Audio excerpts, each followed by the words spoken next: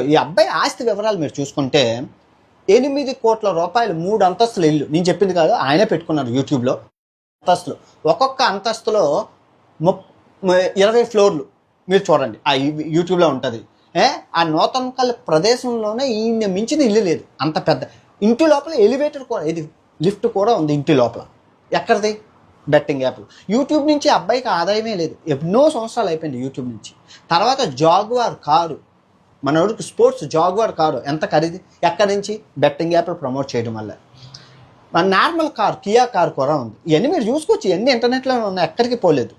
తర్వాత 4 బైకులు, ఏది 3 స్పోర్ట్స్ బైకులు.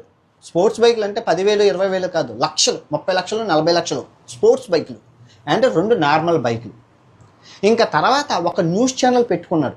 తర్వాత బెనామీ 3 కంపెనీలు ఉన్నాయి షాపులు, బెనామీ షాపులు. ఎందుకంటే ట్యాక్స్ ఎగదొబ్బడం కోసం షాపులు ఎప్పుడూ ఓపెన్ చేసి ఉండవు, కానీ బెనామీ కంపెనీలు.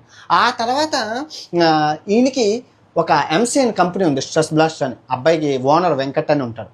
సో ఇలా ఇంత అక్రమ సంపాదన ఎక్కడి నుంచి